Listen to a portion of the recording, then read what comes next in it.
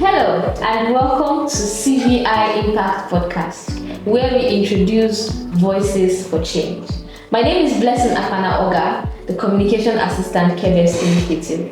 Today, the 24th of January 2026, we join the global community to commemorate the International Day of Education. This year's theme is the power of youth co-creating education. The theme for this year is challenging us to rethink the idea of education beyond what happens in the classroom to outside the classroom by involving the youths as collaborators and not just recipients. With me on this discussion today are two amazing personalities. First on my left is our education coordinator, 𝗘𝗱𝘂𝘁𝗃 Initiative, Mrs. Faith Akwafor. Thank you so much for joining me. Thank you for having me. You're welcome. And on my right hand side, I have the amazing monitoring and evaluation coordinator and education advocate, Mr. Gideon Obunna. Thank you so much for joining me. Thank you for having me on board.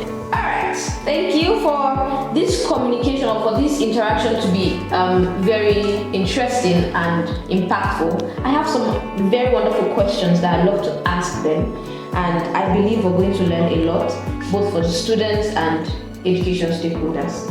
So number one goes to the education coordinator. To begin with, what does the 2026 International Day of Education theme mean to you?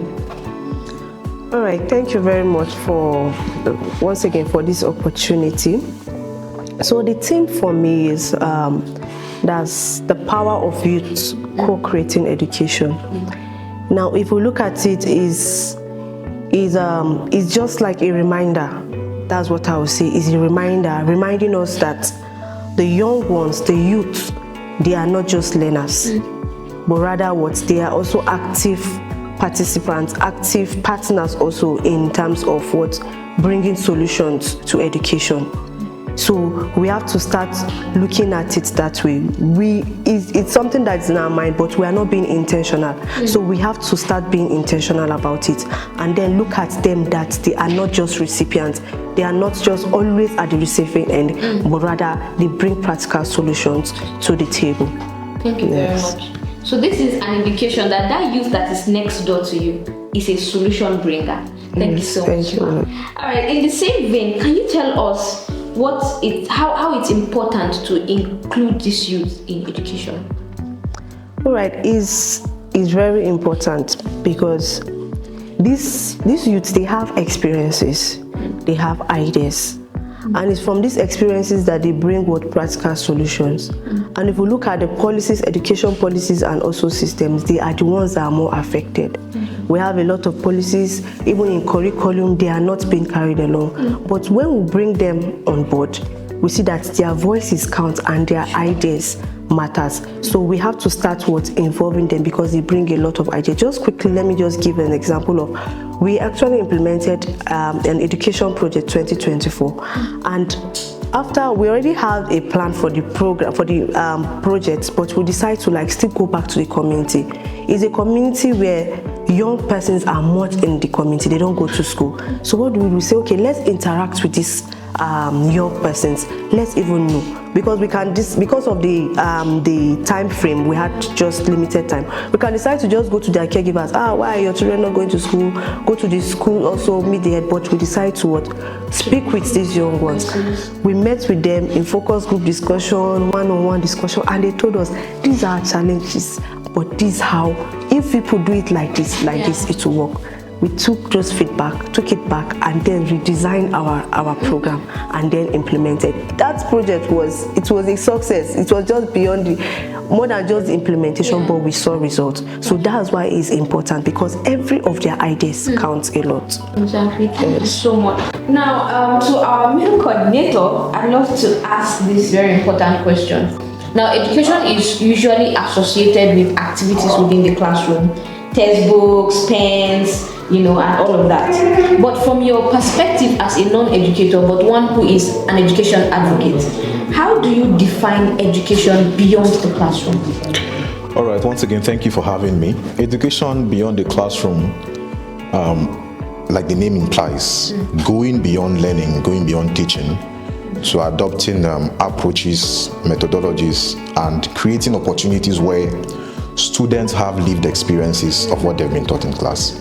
So from my own end, understanding that learning within the curriculum or the four walls of the classroom alone is not enough to transform the mind of students or the people we are imparting knowledge into. We must see education from the point of the theory-based learning to, the transformation angle of it. Now, when we apply or when we bring in those extra opportunities of exposure, extra opportunities of practical sessions, extra opportunities of engaging the minds of our students or our people, we will see better results. Thank you very much. Thank you so much. We will see better results if we go beyond the classroom. That's really important. Thank you so much. All right, Ma.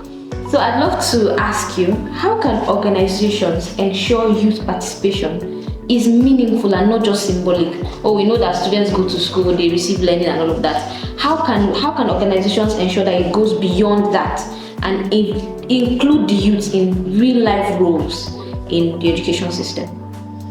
It can only happen. That's when organizations start seeing that their voices count. That's when they can even have that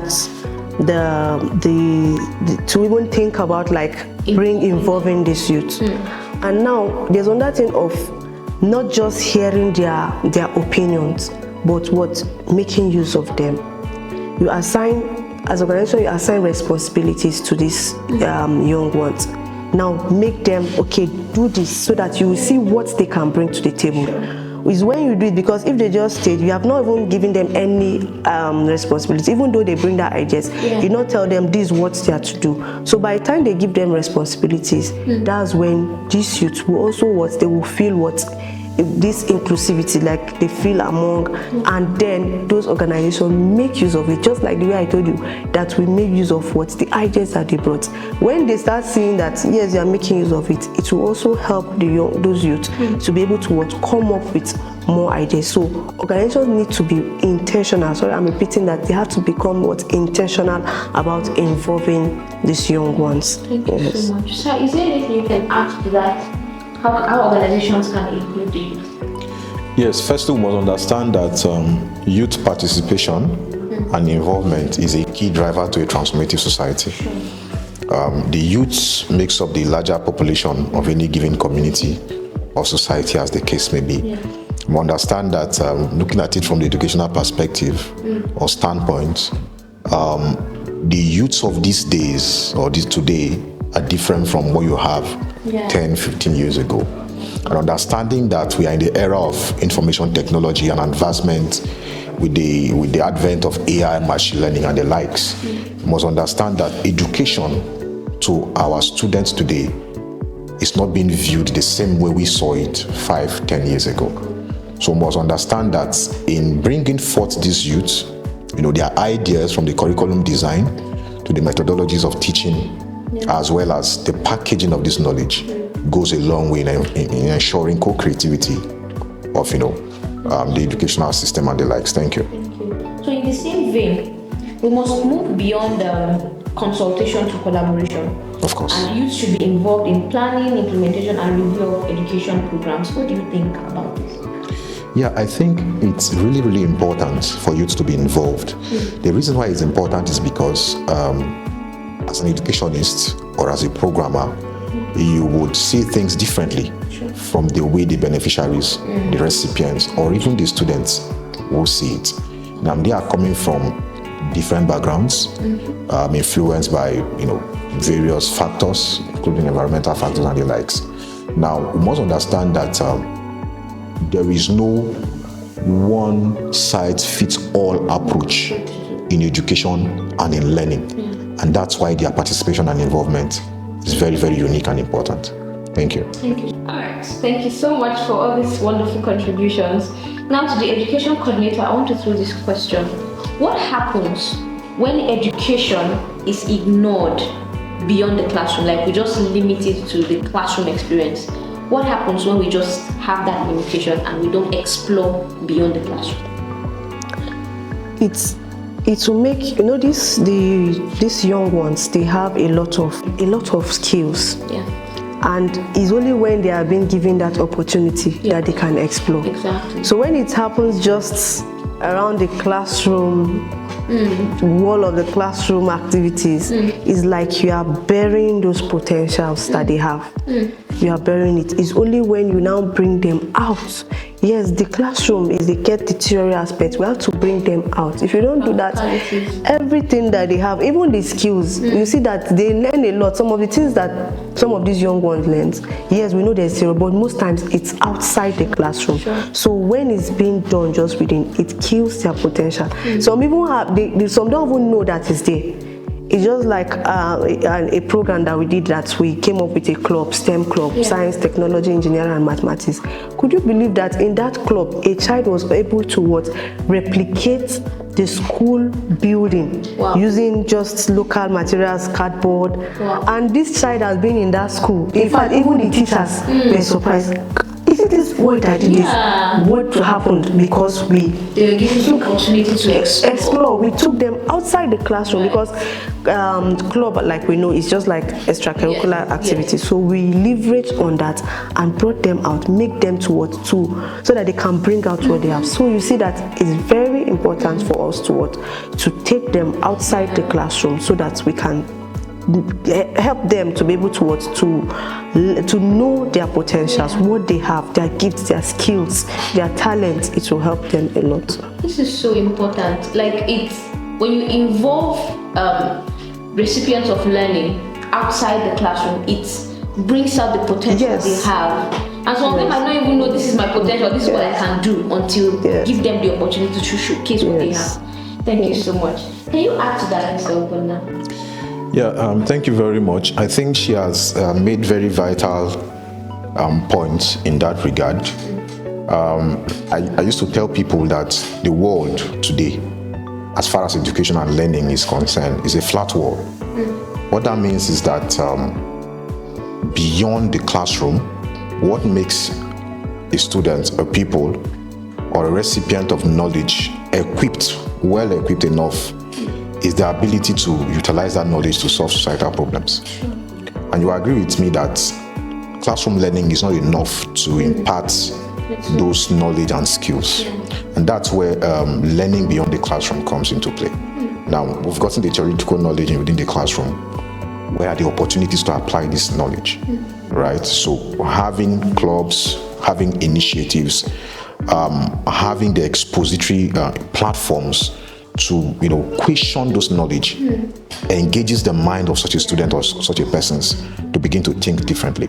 So as educators, as people that are in charge of educational institutions, when we see learning within the classroom to be the hallmark of it, we limit the potential of this recipient of knowledge and our students, and we limit their minds from thinking about what they can achieve. And like you've rightly mentioned, some of them are really talented, and without those exposure, they cannot discover what they have within them. Thank you so much. There's this concept that is blowing my mind. We've always heard that the earth is spherical, but you mentioned something about the world being flat. So what I'm understanding by that concept is that now when the world is spherical, you go round in circles, you go and come back, and you're still at the same point. But when it's flat, you get to explore other options, and you're open to other opportunities. Thank you so much for that wonderful exposition. Now, the final question. What do you have to say to the young persons in the classroom? And they always go to school in the morning. We have English, we have mathematics, we have all the subjects they are to have. But then what message do you have for them as the education coordinator? All right. I want to tell every young person watching us now that your voice counts a lot. Every ideas, don't just say, I don't know how to. If I say it, they won't. It's your ideas that will bring those practical solutions. So it's high time you start looking at yourself as a solution to a problem. Think of what you can solve, and it's when you voice out. In school, wherever you find yourself, outside the school, in the community, even at home, you voice out. I feel this should work like this. I feel this should work with this. You don't know where your voices will go. So I'm saying, anywhere you find yourself, voice out and speak out. Give those ideas, give those solutions. You feel in this, even in terms of curriculum in school, you can meet your teacher, you can like, sir, this, I feel if we do it like this, and before you know, it gets to the principal, and before you know, the school, in fact, it gets to the agency, the Ministry of Education, and they want to know who is that student that came up with this. And before you know, your name will go far. So please voice out and bring out practical solutions. And when you do that, you see what? There is power in your voice. Thank you very much. Do not be silent. Voice out. Let your voices be heard. So, Abunda, what would you like to tell the youth?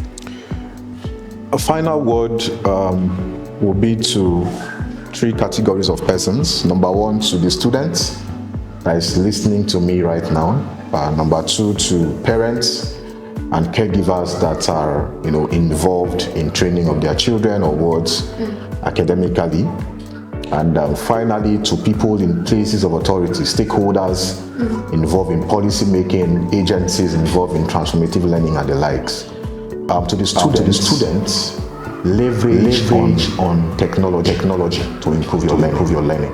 The world of today thrive on technology. So don't give yourself any excuse. Every opportunity that presents to you, maximize that opportunity to learn and to grow. Use your phone instead of spending time on WhatsApp, TikTok, Instagram. Go on YouTube and learn. Register for courses on webinars. Expose your mind.